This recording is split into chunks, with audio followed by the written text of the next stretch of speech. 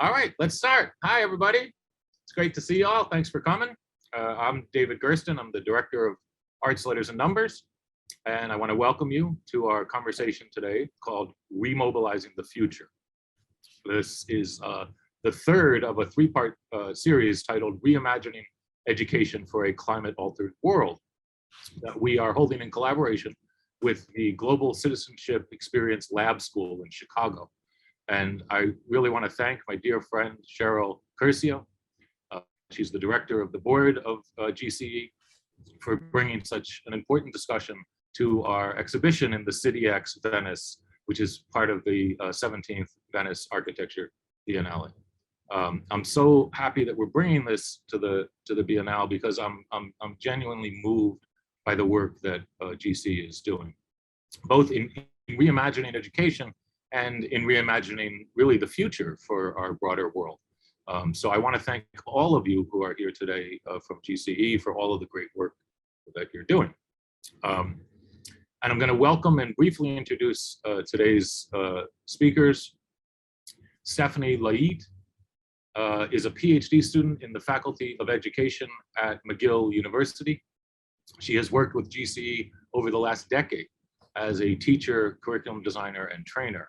And her current research examines the intersections among global citizenship, sustainable development, and climate change education, and how they can be holistically integrated into education systems.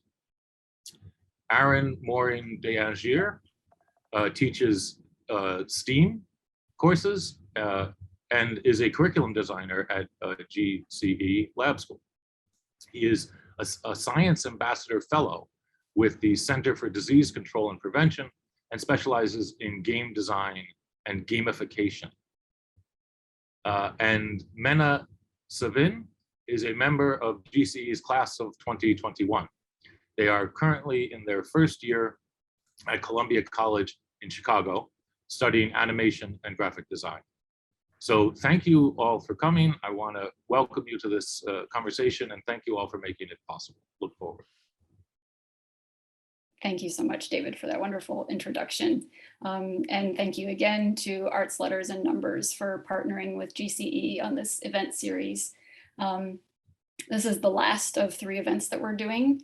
I hope that these have been thought-provoking conversations and that you have learned something and that you'll be taking away something and feeling kind of empowered to take some kind of action. If you've been here for all 3 of the sessions, we've covered quite a few different topics, and I thank you for spending 3 Saturdays with us. If this is the first time that you're joining us, thank you for being here, and we would love to have your full participation today. We're going to share a little bit of information about policy today, international policy and local policy, and we'll have time to interact with other people who are on the call. So we hope that everyone is ready to engage in this final conversation about remobilizing the future.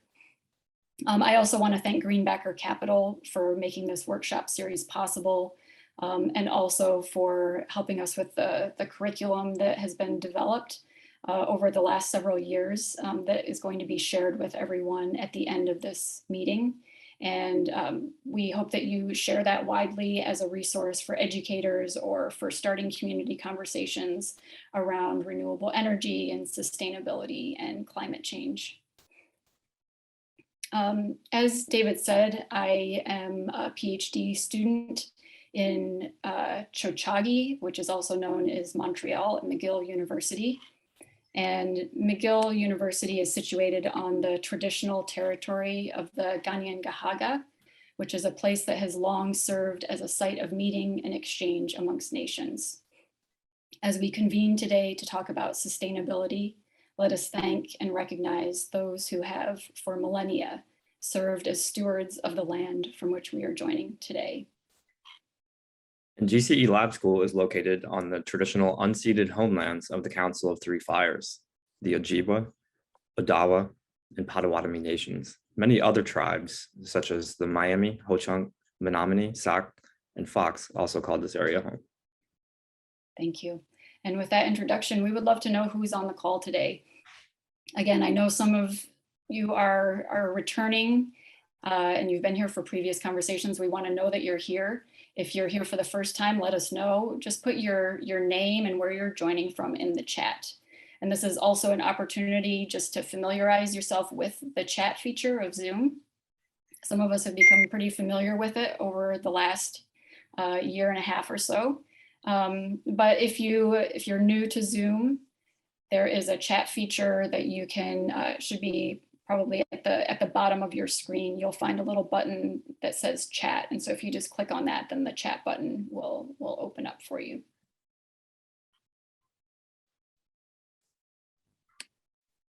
Great, lots of people from Chicago today. Got a big GCE community. Great, someone from Maine. Welcome. New York. Welcome, everyone.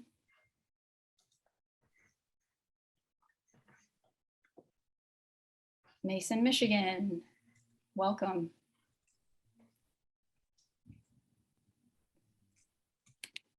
Okay. Thank you. Before we get into our conversation about policy today, just want to give you a little bit more background on who your hosts are today. David gave us a great introduction to Global Citizenship Experience Lab School, but Aaron, could you just tell us a little bit more about GCE? Yeah, so I know that some of you are familiar with the work that we do, but just in case not, GCE Lab School is based here in Chicago. We're an independent high school. We are in our 12th year, I believe. And we have students from all over the city who come into our location, and we look at the world through an inquiry-based and project-based learning model. We try to do things in the classroom that are thematic and related to real life problems, real life issues, and then go out into the world and talk to people who are handling those. That's the key part of our model, is just seeing those things in action in the real world, so that the connection between what they're learning and the world that they're entering into is very clear, and that they have action points as to what they can do to improve those spaces. And then as we work today, you're going to be working through the Sustainable Development Goals. These are the 17 pressing issues that the United Nations has identified as the biggest things that our world is dealing with. We're going to specifically be looking at climate change today, which focuses more so on 7, 13, 16 here. So it's affordable and clean energy, climate action, and then peace, justice, and strong institutions. But it is worth mentioning that these are not independent from one another. The systems that make things good, or the systems that keep things from being better, are interconnected so much. And we'll dive into that much more later on today. Thank you, Aaron. So today we're really going to be focusing on policy. In our first conversation, we talked about energy and kind of the science and the data behind climate change and understanding those numbers. In our second session, we talked about design and engineering and how we can start designing some solutions once we understand that problem. And today we're going to be talking about what are our options for actually implementing solutions. And so we're going to be thinking about policy as kind of like determining the choices that we are able to make or that we're unable to make. So I just wanted to start with this quote, because I think that this is something that we can all relate to about these daily decisions that we're making. So it's easy to get lost in the smaller choices, like using a plastic straw or not using a plastic straw. We can forget that the bigger choices, like what car we buy or whether to buy a car at all, have a much larger impact. And it's even easier to miss the choices that we can't make, like taking a train to a nearby city when no train service exists. When we start to see the choices that are not available, we begin to see the role of political power in our daily lives. Who decides what options are available for us to choose in the first place? So I want you to be kind of keeping that question at the front of your mind today of what are the choices that we are able to make, and kind of who determines that for us. So before we move on, I want you to just take a moment to think about the policies that exist at different parts of your life, at different levels of kind of the circles that you interact with. You probably have policies in your own home that determine the decisions that you and anyone who you live with make. Think about your personal life outside of the home, your place of work, or the place where you go to school. There's policies there as well. And then you can think about your community and your state or your province and your nation. And we're even going to be talking about some international policies and negotiations a little bit later today. So just take a moment, and we'll come back to this later, but take maybe a minute or two and just start making a list of different policies that influence your decisions. What are policies that you're interacting with on a daily basis? It could be how you move around, how do you commute, where do you park your car, what do you have available to eat when you go to work or when you go to school, what are you able to buy or not buy when you go to the grocery store, how is your food packaged? Think of all those different things and just make a quick list.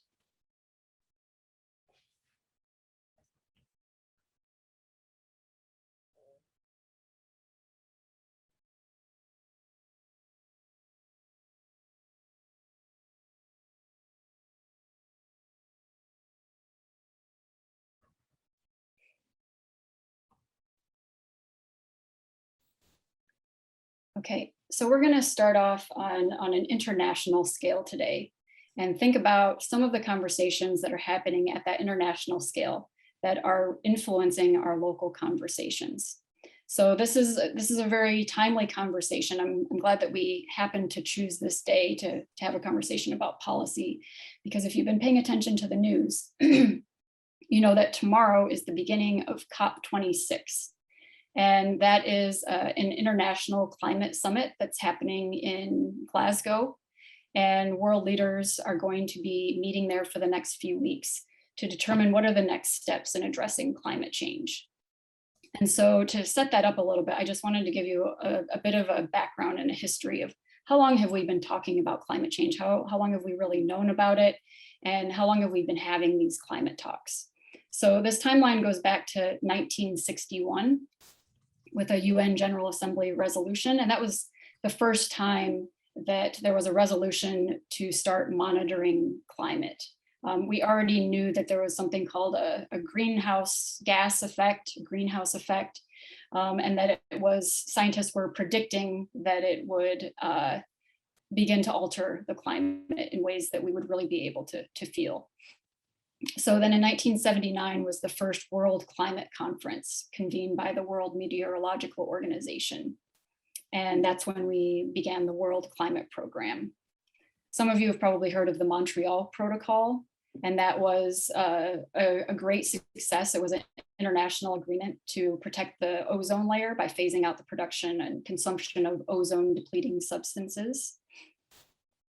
And then the Intergovernmental Panel on Climate Change released its first assessment report in 1990. In our previous conversations, I've referred to the IPCC, the Intergovernmental Panel on Climate Change, and the beginnings of their we're now on the sixth assessment report, and that's the one that says that we need to decarbonize by 2050. 1992 was also a big year. Some of you might have heard of the Rio Earth Summit. And that's when the UN Framework Convention on Climate Change was signed by 155 countries. And then after that was the first conference of the parties. So when you hear COP1 or COP26, that's referring to the Conference of Parties on this UNFCCC. And then the Paris Agreement is something that probably most of you have heard of. Even if you've never heard of anything else on this timeline, the Paris Agreement was in 2015, and that was adopted by 196 parties to limit global warming below 2 degrees Celsius compared to pre-industrial levels. And now we're moving into COP26. So this is when countries are coming back to kind of review progress. So I want to make sure that everybody understands this goal that was agreed upon in the Paris Agreement.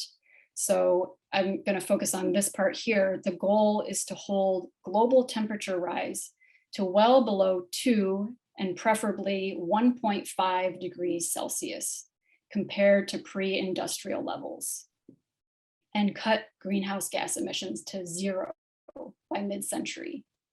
So in Yes, order I've to got a get, question. yep. Sorry.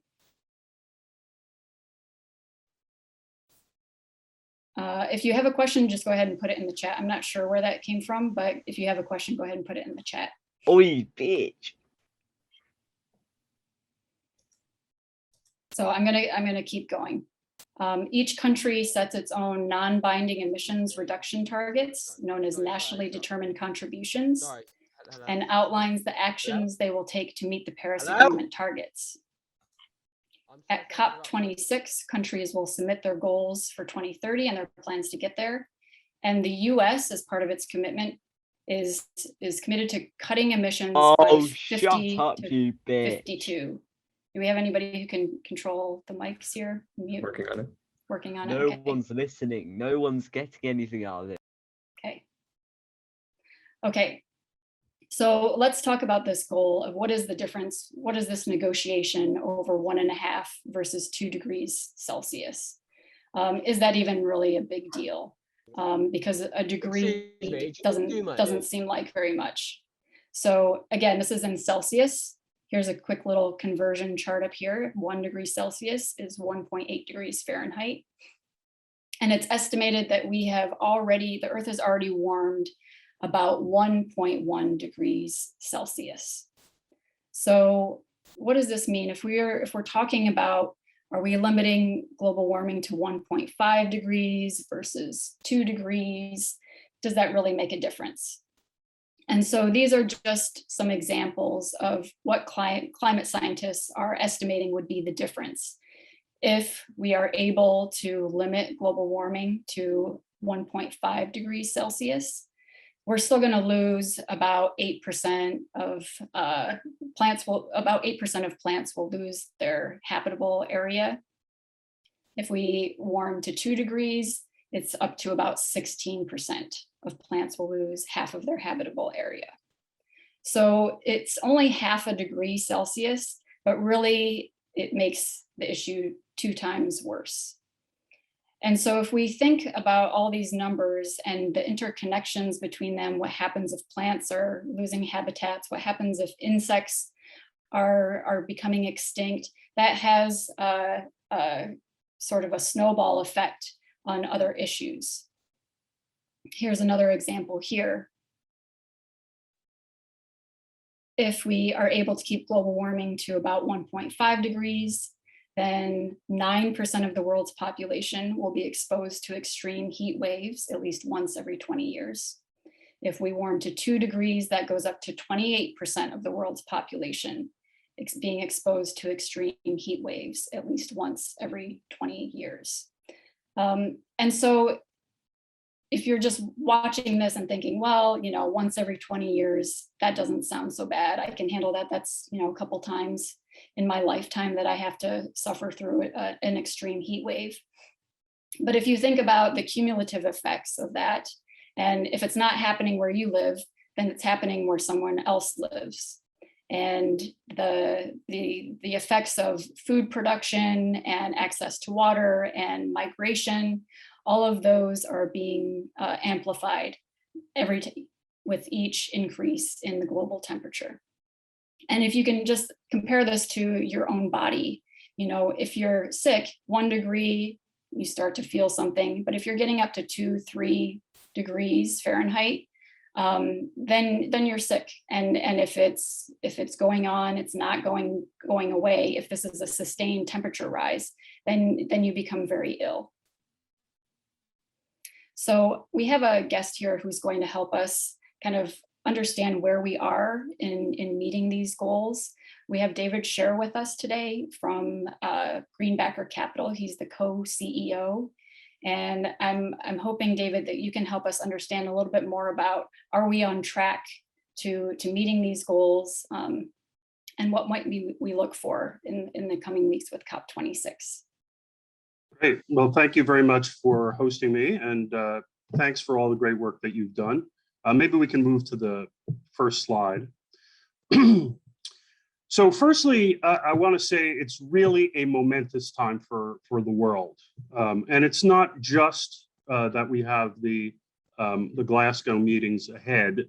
But the United States is also in the process of hopefully passing legislation that would really make a dent in climate change. The Build Back Better Act, which is not passed, but hopefully will be passed, puts $555 billion towards mitigating climate change, encouraging the development of renewable energy, creating whole new categories of renewable technology that will be covered by tax policy.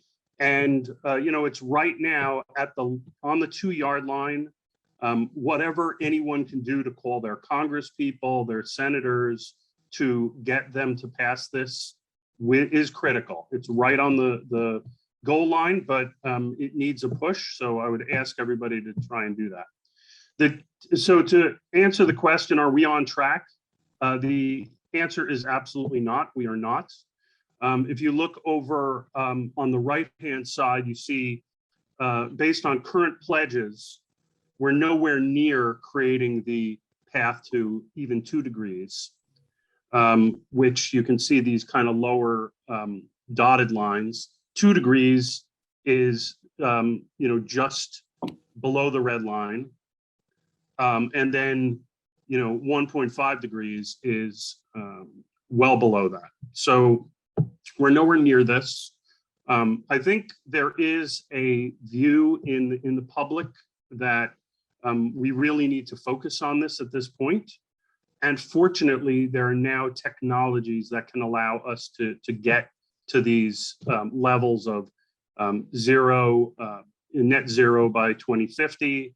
The United States is adopting, at least at the government level, a aggressive standard to get to 50% reductions by the year 2030. So there is hope. And I will say that the $555 billion in the Build Back Better Act is, our analysts that have studied this believe that it will be just enough to allow us to achieve our short-term and medium-term goals in the United States. So it is critically important for us to get that passed and into law. Maybe switch to the next slide. So I'll talk a little bit about the United States, just to let everyone know. Our business is investing in renewable energy power facilities. We own over 300 solar and wind farms across North America. We continue to invest in the space. We see tremendous growth in renewables. So we're really excited about the market environment. And where the policy has really helped is on the federal side with tax credits. The United States doesn't have an industrial policy per se. So what it does is it encourages private business to sort of get involved and spend money on infrastructure like this through tax credits. So there's really 2 major tax credits that the government uses. One is called the investment tax credit. That is typically used for solar, although not exclusively. Sometimes it is used for wind assets, and the production tax credit for wind. So just in simplest terms, what the production or the investment tax credit does is it provides a tax credit for the installation of solar assets. So let's say you build a $10 million solar farm. You get a tax credit in 2021 of roughly 26% of that. It's usually a little less than that, but that's a pretty big tax credit that's usable against income in future years. So it makes renewable energy cheaper to deploy. And it has been very successful at driving the cost of renewables downward. In the Build Back Better Act, there are provisions that allow this not to sunset on this schedule, not to continue to decrease on this schedule, but actually to stay at this higher level into 2031. So it's a 10-year kind of straight line. It will increase the credit, and it will also make the credit refundable in certain cases, meaning that somebody who doesn't have taxable income might be able to use the credit. So it's very important, but this is the main driver for the federal policy. Switch to the next. On the wind side, typically people use what's called the production tax credit, and this provides a tax credit based on the amount of kilowatt hours generated by particularly a wind facility. You can use either. You can use this for both, but it's typically used for wind. Maybe switch to the next. Okay, now the United States is kind of a unique country in that it has very strong state rules, right? So really the federal government does influence policy on the tax side, providing these kind of tax credits. But really, it's as if we have 50 separate countries running their energy power policy. And the states essentially, their policy tool has been what we call renewable portfolio standards. Renewable portfolio standards in a majority of US states right now, there are 30 states that have these kind of renewable portfolio standards, essentially encourage the utilities to generate a certain amount of their power from renewable sources.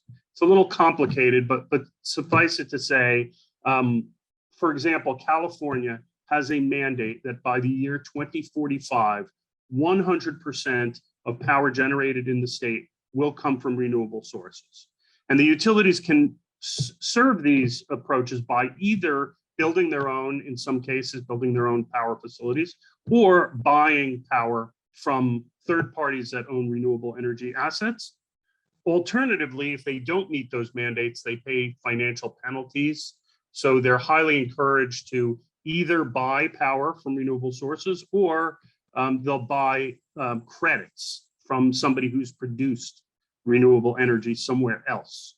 And these are growing standards. So in states like Illinois, they've increased these standards. North Carolina is in the process of going through a major redo of their standards. And hopefully some of the other states that don't have renewable portfolio standards, they will sort of add that. So in the event, hopefully we don't see this, but in the event that the federal government doesn't do anything, we could see a lot more states become more active in the policy game by amping up their renewable portfolio standards, or also producing tax credits that allow people to build renewable energy assets in these various states. I would point out that one of the talking points that you'll hear from people who are against renewables is that these tax credits are expensive and they are unfair subsidies. The reality is that every form of power generation in the United States is heavily subsidized in the tax code, and fossil fuels are way more subsidized than renewables. So if they were to get rid of all of the subsidies, both renewable and fossil fuel, renewables would continue to be the cheapest form of electricity generation in the United States. So it's an interesting market dynamic. Maybe go to the next slide here. So in addition to sort of the policy elements, which are really designed to encourage the development of new renewable energy assets. And just to give you a sense of the requirement, I think this year we'll have installed by the end of the year 35, 40 gigawatts of solar. In order to meet the mandate that Joe Biden has for solar, we will have to be commissioning about 130 gigawatts of solar every year for the next 10 years. So it has to grow by a colossal amount.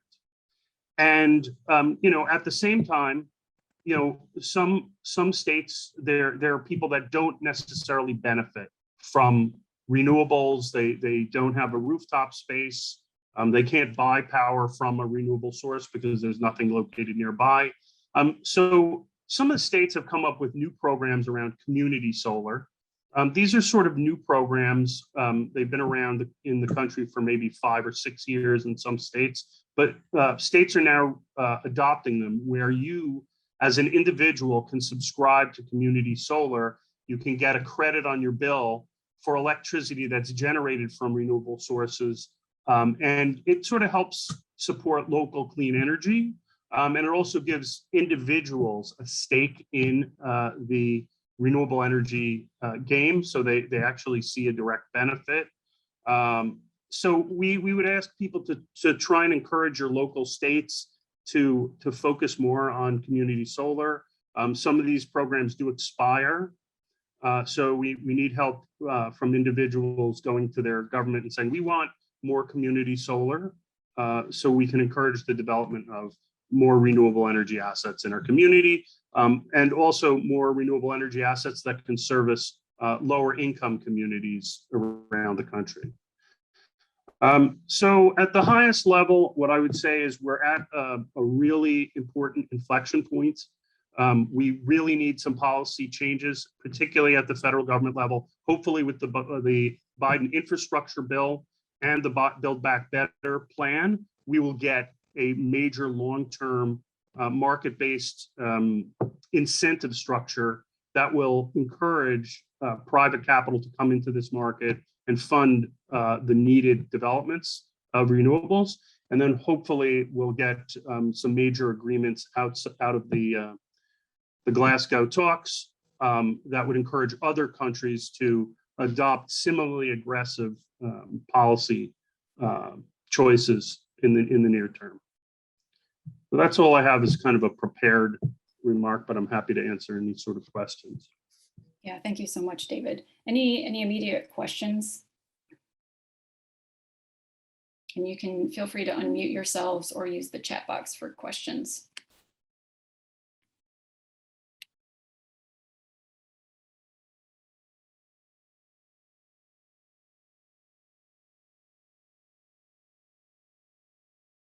So from Cheryl, which states are using the community solar programs right now?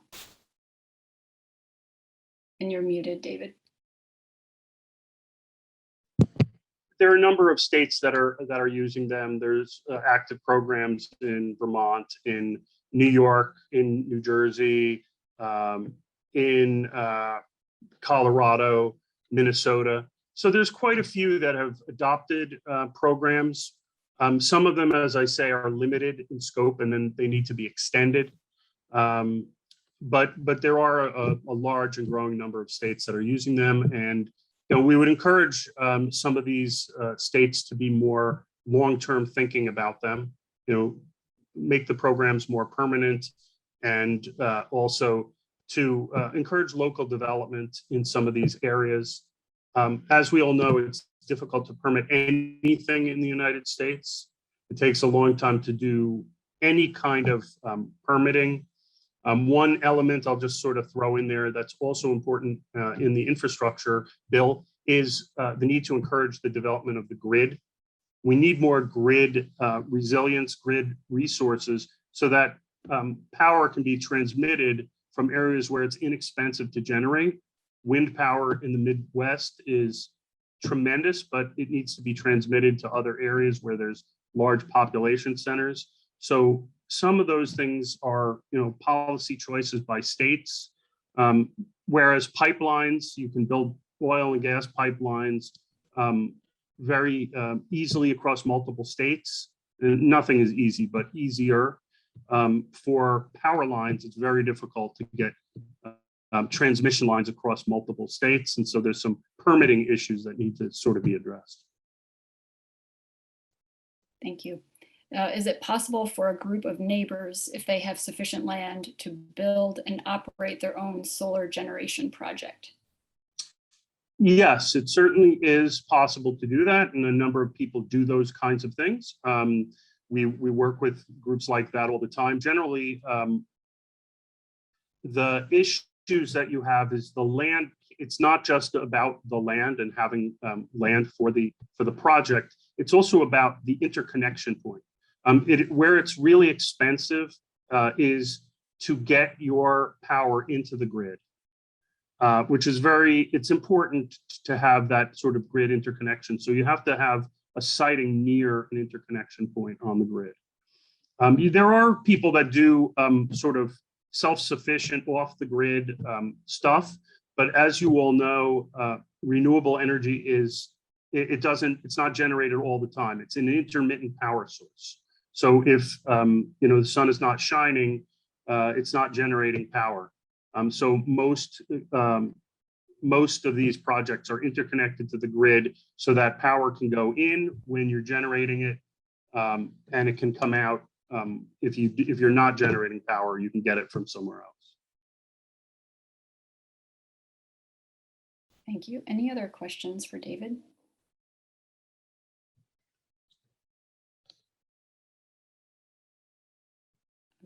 Okay. So I really want to thank you for your time. One thing that really stood out to me is the different, oh, sorry, one more question. Why is the cost of individual solar so expensive? So expensive it's a relative term, right? It's expensive upfront, but cheap long-term. So if you think about it, you build a solar farm and all of the cost is upfront, really. The maintenance is very limited. You don't have to do a lot to maintain it. And it generates power over a long period of time. So if you actually stretch out the cost over the usable life of a solar farm, which is, it could be anywhere from 30 to 40 years if it's maintained properly, it's very inexpensive and in fact is as cheap as natural gas for production of electricity. But because everything is upfront, it appears to be more expensive. So that's one of the issues associated with, with power generation. Is it's very expensive to build new plant and equipment. But if you think about it as generating power over a long period of time where you're not putting any money into it or very little, it's very inexpensive. So this will be our last question, I think. New York, Vermont, New Jersey aren't particularly windy or sunny. These ITC and PTC seem to be the driving factor, an example of how action follows policy. Do you think we should then focus on creating these financial incentives to further drive the change to renewables? Are there examples of this outside the US? Okay, so actually,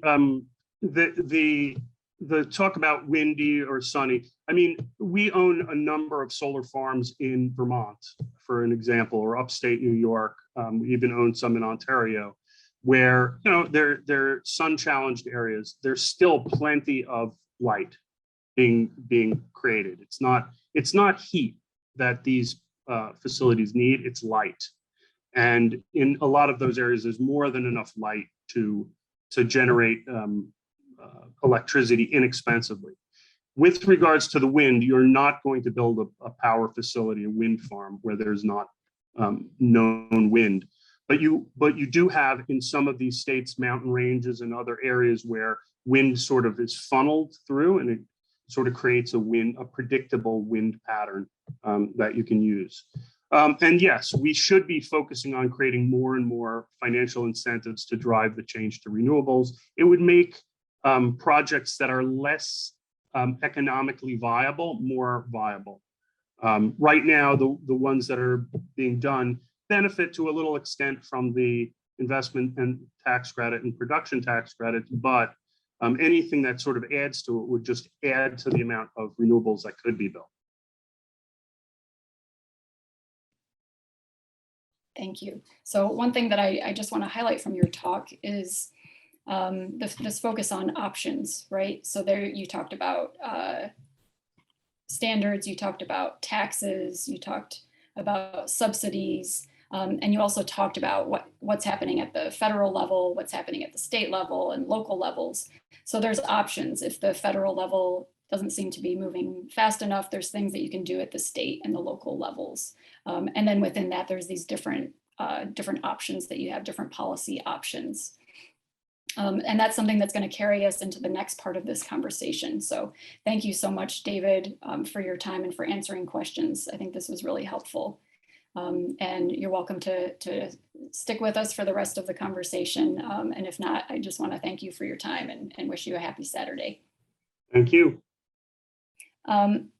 So let's think about this idea of these different kind of circles of influence that we are all a part of.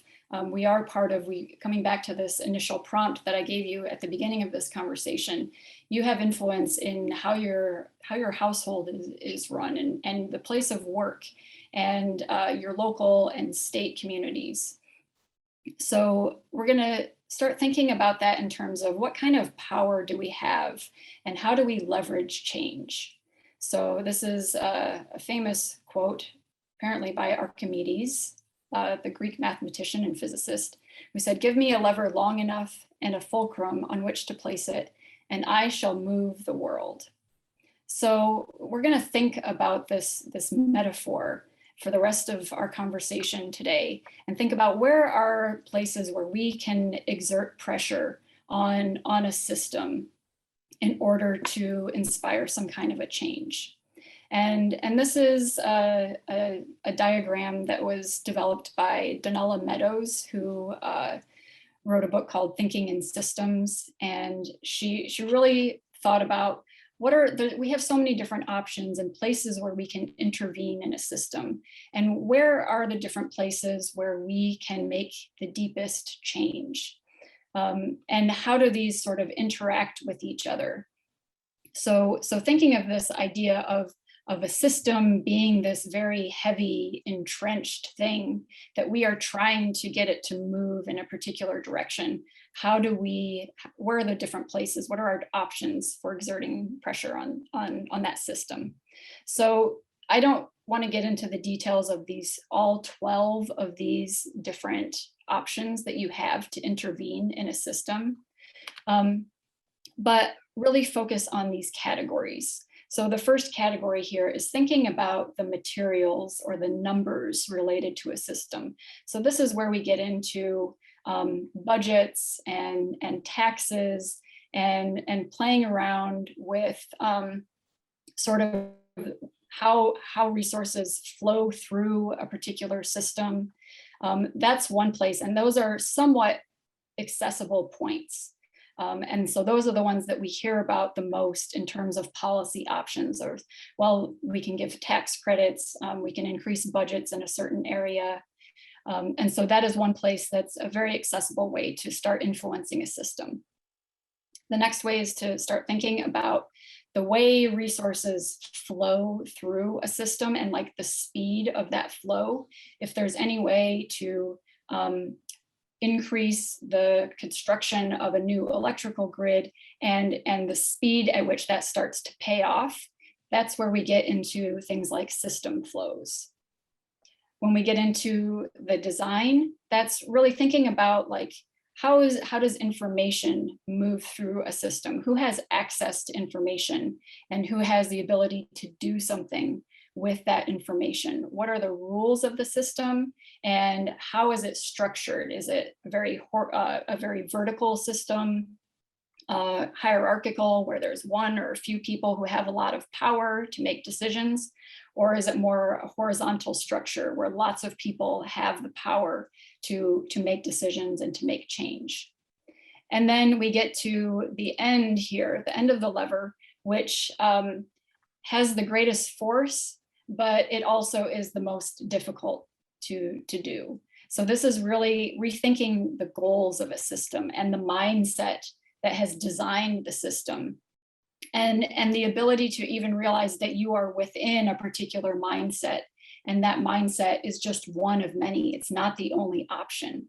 So this is getting into like very deep leverage points that are very difficult to reach, but they also have the greatest power to really completely uproot a system. So for our breakout rooms today, we're going to be thinking about these different places to intervene in a system, but also thinking about those different levels that we talked about. So what is in your personal life? How can you intervene? Where are the places you can intervene? And then at the state level, the national level.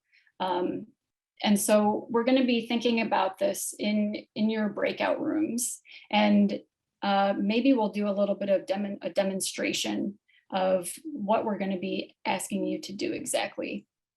And Erin, I'm going to ask you to step in here as well, just if you have anything to add about this idea of leverage points before we actually get into the demo.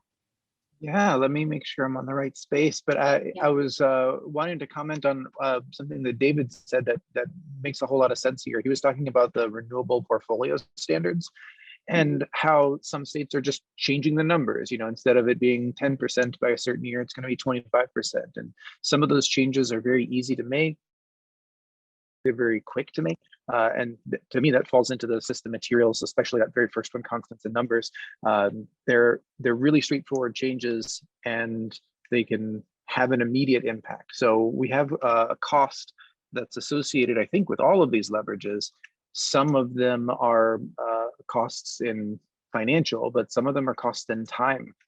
These system intents, the ones with the most power to leverage, also can take a lot of time to get going. There's a snowball effect that has to happen. And so it's important that we not only focus on those larger systemic changes, but also the things that we can do now to get the ball rolling, so to speak. Yeah, and I think that it's important that you talk about that snowball effect, because it doesn't mean that we should only be trying to focus our energies here. We need everything in between, and that cumulative pressure is where we start to see the deeper change. So we need all of these things working at the same time, moving in a similar direction. So what we're going to do now is we've created one of these workspaces for everyone. We're going to break up into, I think, 4 different breakout rooms. And so you've got your workspace, and then we've also got some prompts here just about introducing yourself. If you don't know everybody who's in your group, introduce yourself and talk about that brainstorm that you did at the beginning of this session about what are some of the policies that influence your decisions and choices. And then what policies can you influence at the personal level? So that's coming back to your household and your place of work. What kinds of policies can you influence at the local level? So your neighborhood and city, and then at the national level. And so we have this workspace for you to start placing some of these things that you can do at the different levels and in these different categories here. And we have some examples here. I know it's really hard to remember, even people who work with this model frequently. It's like, what's the difference between 6 and 7? Don't focus on that too much. Don't worry about it, but just think about kind of the shallow versus the deep leverage points and how you move along that scale and what your options are there. Erin, did you have any examples you wanted to add to this just to get things started? Yeah, so I wanted to start off thinking, I think this was even our example from last time, but just about transportation, how we get around. We've been thinking about electric cars and things like that. So let's use that as kind of our starting point. And I'm going to be on the demo tab here, and I'm just going to throw something in that's nice and easy under systems material. So this is going to be pretty low on the list. And I'm just going to put emissions standards. So that's something that government can do. Could be local, state, could be even federal. I'm going to move it up higher on the list because it often shows up at the federal level. But just, what kind of miles per gallon must a vehicle get, or how much pollution is it allowed to put out in its emissions? So efficiency standards. And then, oh, I think I'm on a different board than you are. Maybe I didn't go. Oh, I went to group 1. Sorry, group 1. You're going to get a free Post-it note to get you started. Good. And then, so then going further up that lever, thinking about like, how do we change car culture? And that could be kind of at a local or a national level. Changing the idea that everyone needs to have their own personal car. So that would be something that would be further up here in thinking about this, the intent of the system, thinking about how do we rethink transportation at a more fundamental level. Okay. I know that there are several of us at GCE that bike and stuff. I'm going to put on here just personal transportation choices. Yep.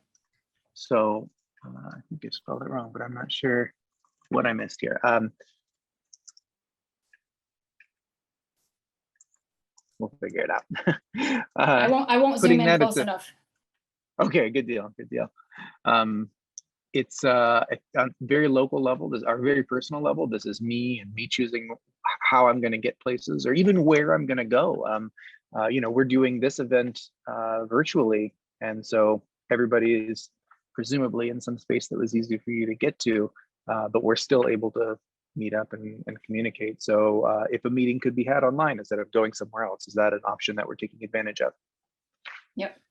And I would even add to that, Aaron, back into the deeper side of it are the policies that affect trade and importing that influence our decisions of whether or not we can choose to get a new, or not even choose, but is a bike available to us, or is a car available to us? What is available to us, and what are the policies that precipitate that environment? Yeah, those are great examples. So what we're going to do now is give you a chance to dig into this conversation. Again, you each have your own workspace with your group, and any prompts that you need or examples that you need are over here on the side.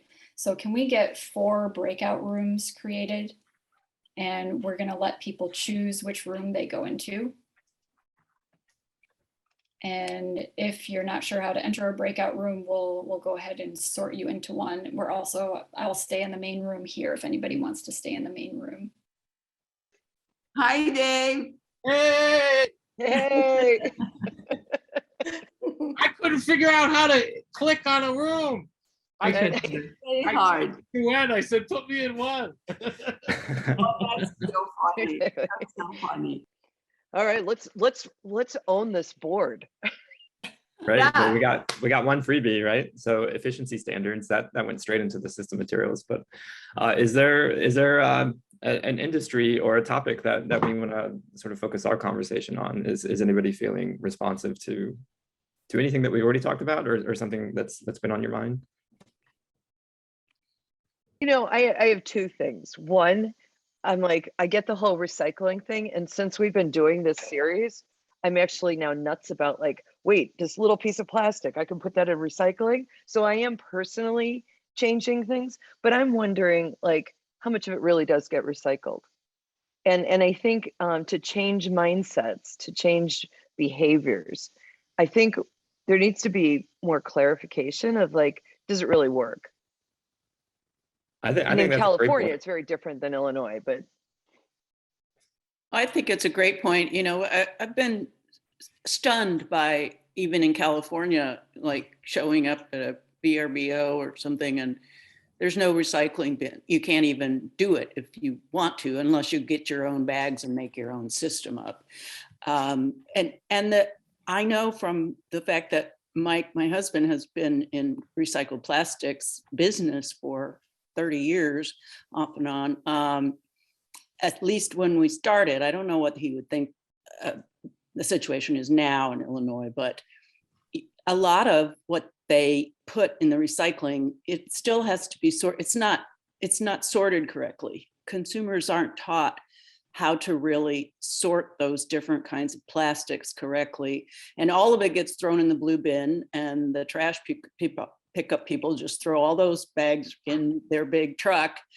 And so then companies like Mike used to own have to have pretty sophisticated, costly sortation equipment to really get the product out that they need to extrude plastic lumber or whatever they're doing with the recycled plastic, because there's a whole lot of crap in there that shouldn't be. And part of it is we're not educated about it. Cheryl's doing her duty, but may not even be separating things the way they should be separated in order to be useful to industry. I think that's exactly right. Cheryl and I have talked about before that we don't really believe that recycling gets recycled. And one thing that I can do on a personal level, and I'm totally capable of, because it fits within the model of what we do at GCE, is organize my own investigation to find out what's happening. But that's at the personal level. I think it would still be appropriate to have some attention to recycling education nationally, because it seems like that is sort of the point of entry to these concepts in every home. And I think that's an important part of the process to scale up. I would love to see a bit of transparency and truth in that industry, in the same way that we have seen it in foods, in the way that we require manufacturers to list ingredients and processes on food labeling. I would love to have a similar standard for to validate that recycling is actually recycling, and that it's not just going in a big pile that says we can't even sort that, so it's going to be garbage anyway. So they're going to throw it in with the regular trash because they don't have the capability or the wherewithal or the desire at the refuse location to sort. So then maybe when we talk about this idea that Stephanie was doing personal, local, national, or whatever, it's what kind of requirements, like in Chicago, right? If you've got food in, like even a pizza container, if it's got the oil from the pizza on it, waste management doesn't include that as recycling, and the whole bag gets put into the regular garbage, right?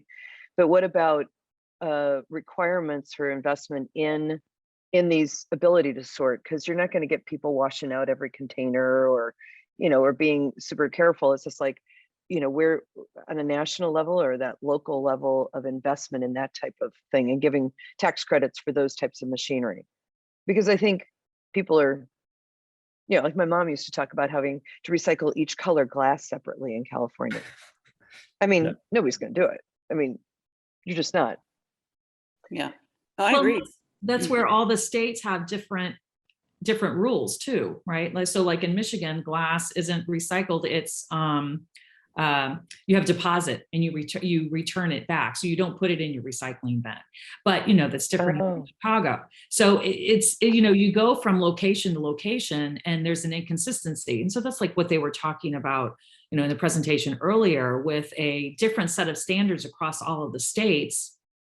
You don't really know. I mean, we're already confused within Chicago what the rules are. The education for consumers in Chicago has been, I think, pretty poor, and then when there's already different standards across each locale, it makes the education even harder.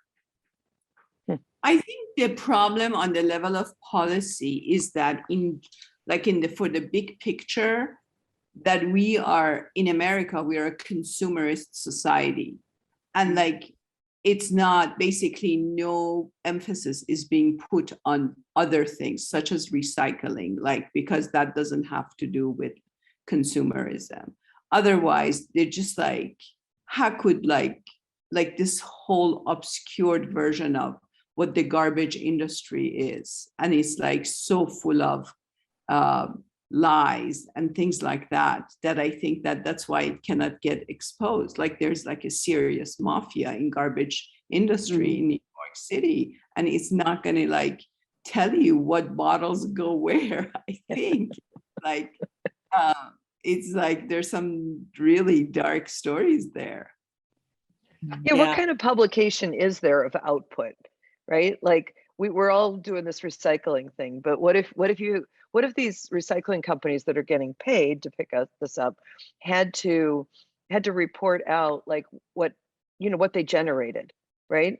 I just read about the Olympics team is wearing Ralph Lauren jackets and all of this, and pants that are all made through recycled plastics, right?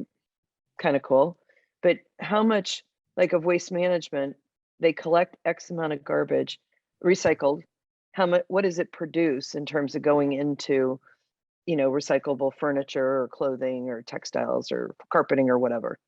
I don't know, maybe that would, reporting it out as their ESG report, that might be a way of motivating companies to really do what they say they're doing. I don't know about the New York Mafia. We might not want to go there, but well, it's Chicago too, so yeah, it's all over the place. It's all over. Waste management. Yeah, but on some level, it's even how much of it gets recycled. But the other thing is that where does it get dumped? Talk about Earth, or where does it get burned? So it's not just the recycling, but the whole garbage thing is a big question mark. I don't know. It's just because you guys know every time the name of politics and policy comes, I just I just like laugh at it. I'm such a pessimist when it comes to that stuff, but it's the only way. Like, I think they're doing it in Scandinavian countries. Mhm. So it's What, important. they're reporting it? They report I it differently in the think they're Scandinavian? very sophisticated in this stuff. Yeah. There are very innovative things going on a number of levels, just beyond waste management in the Scandinavian countries, on resource management in Australia and New Zealand as well, that we could learn from. But to your point originally, Homa, we are in the United States so much more culturally about the individual and not the collective. And don't really want to. I'll be guilty of this sometimes, that I don't want to be involved in the political, but the personal is political, right? We can't get to the collective good if we don't start getting more involved on an individual level in politics in terms of being activists. And I haven't done enough in that role, because you have to raise it up to the governmental level to say, we're going to do these watchdog reports and we're going to expose what some of the waste management companies or other subject matter, how it's impacting the earth, or positively and negatively, because the corporations are just in it to make money. They don't want to spend money on high-powered sorting equipment if they don't have to, because nobody's watching them. That's right. We would save a lot of money if we made more responsible decisions before we entered materials into the system, right? We wouldn't need big expensive machines to do sorting if we just sorted it. Yeah, and if we knew exactly what was going on, we would be enticed to sort.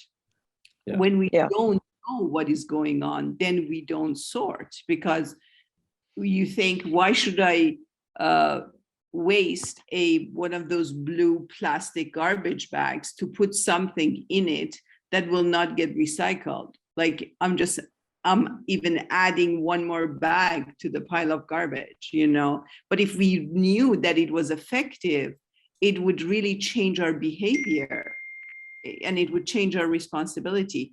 I just thought the last moment that we were on the general call, I was thinking that I don't really know what's the carbon footprint of a Zoom meeting of 40 people. Like, how much electricity are we using? Even if don't go anywhere and we're all sitting where we are. It's interesting, because what I was thinking just as we were breaking up, since we're so connected, is I was just like, hey, I was like, less business air travel, because what's the carbon footprint? I don't know if it was Marcus who was saying something. It's like, if we all were coming together to have a conversation, which businesses do all the time, right, versus doing this. And so this isn't as effective. We all would rather be in person and hugging, but it's like, but the carbon footprint is drastically different, right? Yeah. Use of resources, all types of resources, just crazy. If you get but even that, like, there is this thing, how much is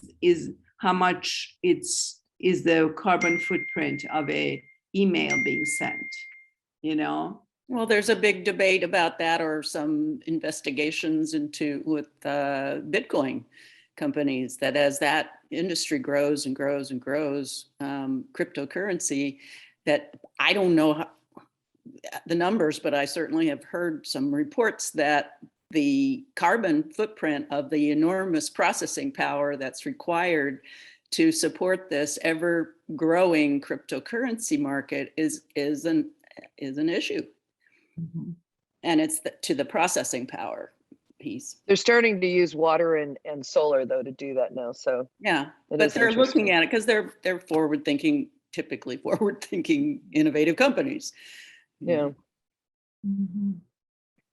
What do you think, David? Is there any conspiracy out there in in New York? I don't know. I have a couple of thoughts on different scales, but just since crypto was mentioned, I'll say that that it gets very technical very quickly, but that is it's a product of a particular kind of proof of work that was invented for Bitcoin, but many other coins have invented other kinds, because basically currency only functions if one of the necessities for currency to function is scarcity. You know, if there's tractor trailer loads of $100 bills on every corner, a coffee is not going to cost, you know, $4. So if currency is not scarce, it loses its functionality, right? It's one of the components. A large network of interaction, a large network of consensus on it being accepted, et cetera, et cetera. So when Bitcoin first started, the way in which to create scarcity, that's why it's called mining. Like gold served as a currency because it was geologically scarce. It had a built-in scarcity. It's not like it's worth any more than anything else, right? It's a complete accepted myth that gold has some value. It's only because it was geologically scarce, Bitcoin found a way to create scarcity in a digital environment, which actually bounces off the Zoom point a little bit, because in a digital environment, things are supposedly infinitely reproducible, right? So if you could just keep hitting copy and make more dollars, the currency doesn't function. And so that mining that they did was computational mining. But many, many others have invented ways around that because of this issue of the energy usage. In fact, one reversed the formula and said, it's called Suncoin. It said energy from solar power is the proof of work. Rather than using energy for a computational challenging mining to make scarcity, how about you demonstrate how much energy you have collected from the sun with solar power as the proof of scarcity for the coin. And there's like 1,000 other variations in between. But crypto is moving away from enormous energy demands. Yeah. The interesting challenge is that the gold standard of crypto, Bitcoin, is still couched in that one, and that's going to be a fascinating challenge. Yeah. I guess, to me, the large question, like recycling and then scale up to, 36,000 feet, it does come down to these, not crypto, it comes down to the basic tension that we could hear in the conversation between capital markets, credit instruments, which are a form of authorship of the future, and collective judgment, meaning our credit markets have become our primary form of collective decision-making. That's where collective judgment is happening. And there's a tension, as demonstrated as in Who Wants to Buy the Expensive Equipment if nobody's checking, right? Profit, extracting resource from the credit markets, is the primary function. That's how it functions. It is dependent on the individual or corporate desire for more, for excess, called profit. And so ultimately, I think we have to scale up from the sorting machine to the basic systemic question of the tension between collective judgment that has a longer horizon line than the quarterly report. Yeah. Right? It's about time horizons. Yeah. That's why the point, I think maybe Marcus or maybe David made it about solar being expensive being relative. It's obviously an exact observation of the relationship of credit market to global sustainability, because it's ultimately almost free once it's built. It's not exactly, right, but it's an order of magnitude less than any other form of energy. So how do you pull to the present 50 years of potential future earnings? How do you do a net present value on 100 years of solar energy so that you can invest in it? We can do that. There are hundreds. I know, but if you're building a house, who wants to spend this amount of money that's going to benefit for 30 to 40 years? You're not planning on being there for 30 to 40 years, right? That's where that trade-off becomes. You are investing in the future generations' planet. Well, and that's ultimately the whole point, is that after anywhere between 400 and 800 years of a shortening time horizon, where, the Native Americans obviously said 7 generations, right? Everybody knows that. It became a very famous brand. Right? In every decision you make, you have to think of its impact on 7 generations from yours. And for at least 700 years, we have shrunk that that we don't even do it for our own lifetime. Like Mhm. 30 years, like 40 years is too long. We want to think about next year, you know, like, Yeah. and that's the crisis of our planet. It takes all forms, you know, every SDG, I think, can in some way be linked to the shortened time horizon of our collective judgment process, where Yeah. now CEOs are brutally punished based on quarterly reports. There is What no is the 30-year seven? What clock. is the 7 generation quote? I'm not familiar with that. What is that? Oh, that in every decision that you make, you have to consider its impact on the people 7 generations from yourself. It's an And old, who did that? What tribe did that come old from? Native Or- American. I'm not sure. Oh, But the famous you know, organic Whole Foods brand 7th generation or 7th generation, I can't remember which it is, took their name from that quote. huh. I believe it's an indigenous people, you know, Native Americans or native indigenous people across the globe that used to have that as a, you know, a tribal philosophy. It is a very specific, I mean, it comes from a very specific American Indian indigenous group. Oh, it is Um, American. Yeah, yeah. Okay. Oh, yeah, I agree with you. I think other people, other places have that too. But the special 7th generation, it was American Indian. Dave and I were in the same seminar where it came up. I don't remember the name either. Yeah. Google will. Yeah. No, it's kind of a neat. That's a neat framing for this whole climate discussion, right? As we look at it, even at the school, is trying to bring it back and think about, you know, how far ahead do each of us think in terms of our own actions. And I think that's where we have such an impact, you all at GCE and others that, you know, are helping to unleash the thought processes and the innovation and of our youth, because they're the ones that are more likely to become politically active on the climate change issue right now. As soon as they turn 18, and then, you know, you start voting and all of a sudden policies begin to change if you vote out the people who aren't paying attention. Mm. And I think young people are finding that they even have power before they turn 18 through social media. Mm-hmm. So they are influencers and can have an impact. And I think we need to, you know, I think our kids are aware of that. Yeah, I think so too. And the more we can spread that gospel to other learning institutions and education in this country, in particular with this individual versus the collective mentality, the young people are really, they're very aware of how the lack of 7th generation thinking on all. Great, thank you.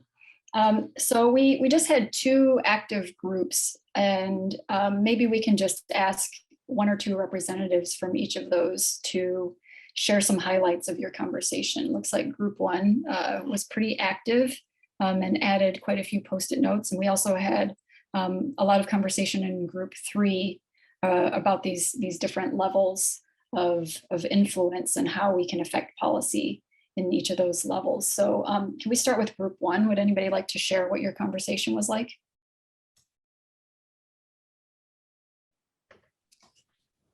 A lot of our discussion was sort of framed around the recycling industry and how the point of entry in each of our individual homes might be the most accessible way to scale these issues. And there are significant concepts that we need to address through education, and the viability and the believability of recycling.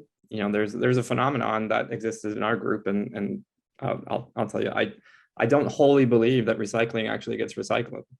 And what are the things that we need to do in order to make that believable? And to know that it has an impact. And I think education is certainly part of it, but there's also policies that affect us at the national, local levels that can incorporate how refuse is regarded, how it's treated, and where it goes.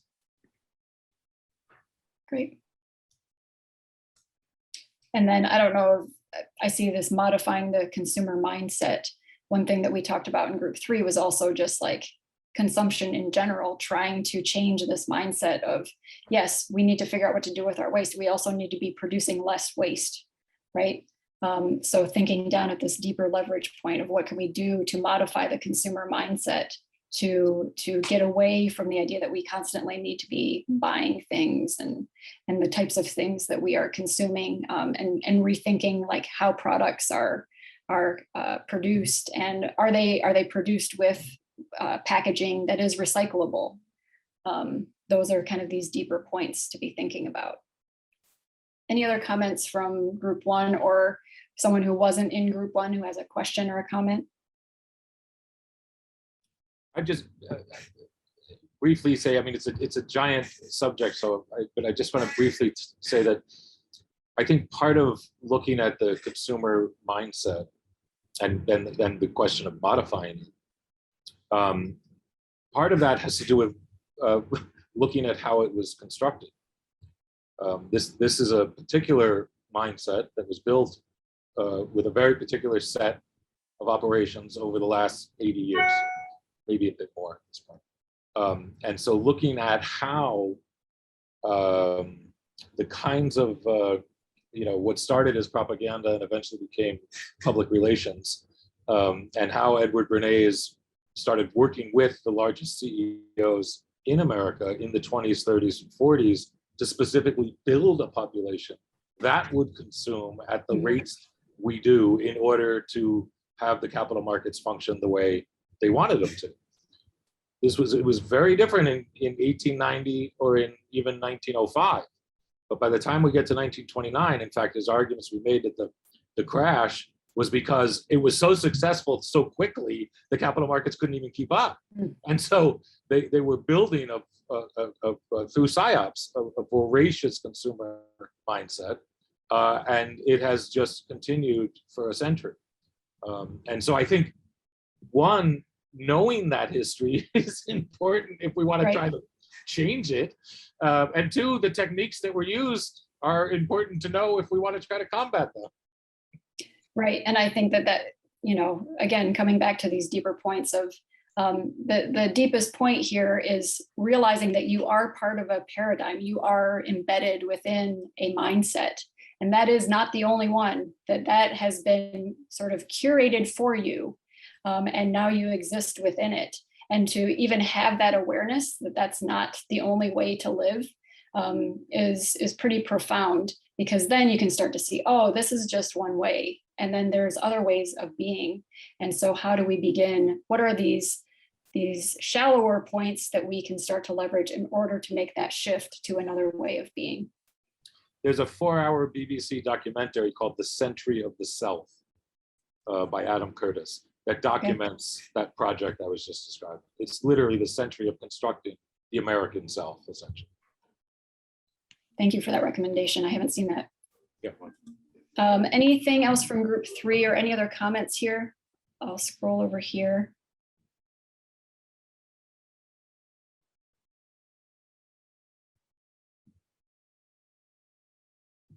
One thing that we talked about is our transportation systems and how they are designed, and especially our roads, and how they, with all the traffic lights and the stop and go and the speed limits and all of that, it increases emissions because you're having to start and stop your car so much and idle at the traffic lights. So if we can rethink those with more traffic circles and changing the way the traffic flows, then that can have a big impact on emissions. Any other final thoughts from any group?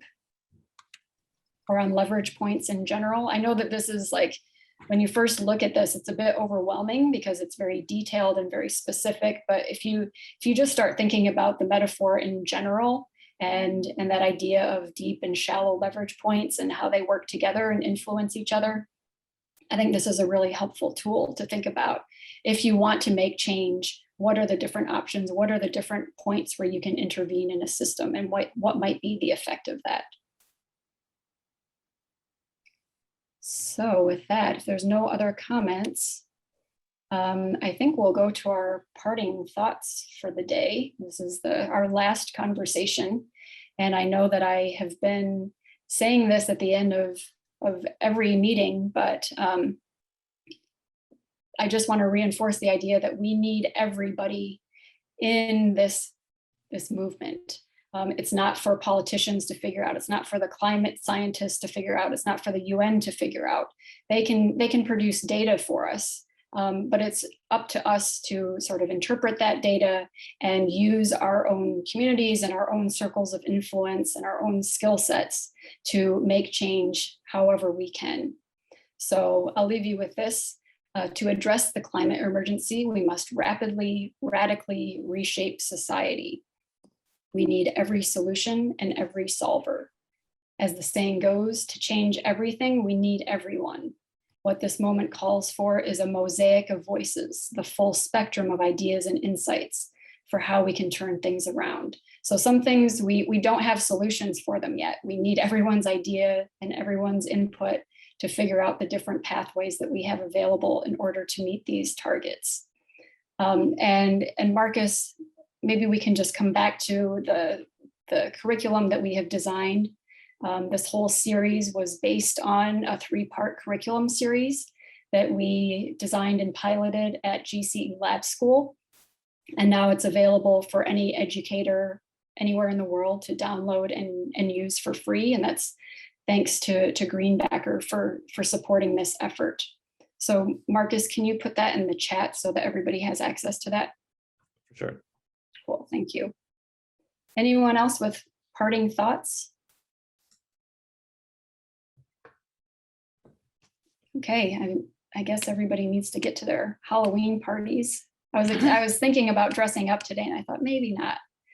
I just want to thank you guys for bringing this to Arts, Letters and Numbers, and for this idea of making ourselves more responsible and questioning ourselves. What can I do at each given moment on a personal level? It's meant a lot to me, and I'm so happy that I was part of this I program. agree. Thank you. Thank you. Thank you to the team, because it's been very thought-provoking and just interesting and lovely to meet people from all over the world that are in part of this conversation. Great, that's so nice to hear. Yeah, go ahead, David. I mean, I really hope that other high schools can access and pick up the program and pick up the conversation and really use this, because it's just such a gift. I really hope that, I don't know, like now there's like a marketing team required to do that, but it's just like, it was a great program. Thank you. Thank you. Yeah, I also just wanted to thank you. And also, I mean, thank you for these series, but also I know that all of you work on this every day. And I think that also really matters. You know, it's like, I always think of Gertrude Stein said, every little play helps. It's so great, you know? And I feel that way. I think that everything we do every day, and I know you all do so much, does move it forward, and it does transform lives. You know, every 10 years, 8-year-olds become 18-year-olds. You know? That was William Burroughs who said that. But anyway, so I thank you for the great work that you're all doing at GCE. Yeah, thank you. And I think we've spent the first decade really focusing on students and teachers and training teachers. But this has been such a nice opportunity to open up this work to a wider audience. Like, you don't need to be a formal teacher with teacher certification working in a school in order to be learning and then teaching other people about these issues. So I think having more opportunities, more community conversations like this would be really great moving forward. I just want to do a huge shout out to Stephanie, Aaron, Marcus. Could not have done it without you guys. It's really been fun. Thank you. Thank you. Thank you. Yeah, it's really great to be doing things like this and know that it's meaningful, not just to me, but to other people as well. Yeah, and I'm so happy to stay connected with GCE. Even though we're not in the same city anymore, it doesn't really matter, right? Zoom has taken over our lives, and so we can do this work wherever we are. So thanks, everybody. Enjoy the weekend. I hope you eat some Halloween candy or give some Halloween candy. And I guess we'll probably maybe send out a survey or some final closing thoughts and links as a follow-up to this. Bye, everybody. Great, thank you. Thank you. Thank you. Thanks. Bye.